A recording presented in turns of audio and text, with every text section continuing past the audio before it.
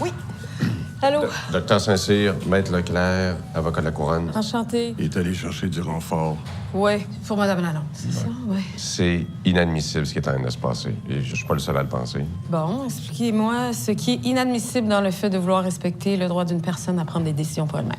Si elle était chez elle, elle pourrait prendre ses décisions, mais elle est dans un hôpital et vous avez la responsabilité de tout faire pour la garder en vie. Ouais, sans compter que si elle n'était pas dans une situation de problème de santé, ben, elle serait en prison en ce moment, puis elle n'aurait pas un accès à une façon directe de mettre fin à ses jours. Ouais, non, c'est Oui, pas mais- un argument qui se tient, ça. C'est n'importe quoi, là, du monde qui se suicide en prison, ça arrive. Donc, vous admettez vous-même que c'est un suicide. Non.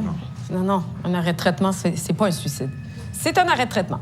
C'est pas la même chose. Si pour arrêter ses traitements, on n'attendra pas qu'elle crève ici, là, on l'embarque direct. Bon, là, vous l'avez pas rencontré, la patiente, hein? Fait que vous dites un peu n'importe quoi. Moi, je l'ai rencontrée, OK? Elle m'a parlé.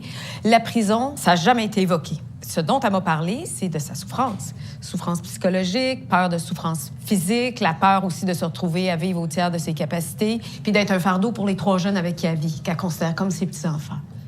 C'est tout. Docteur Saint-Cyr a des patients à voir. Vous proposez quoi pour la suite, là? En fait, jusqu'à nouvel ordre, vous n'avez pas l'autorisation d'arrêter les traitements. On a une injonction de mort. Ah, ben là. Et ça va être à la cour de trancher. Oui, bien sûr. OK, bien sûr. Fallait le dire.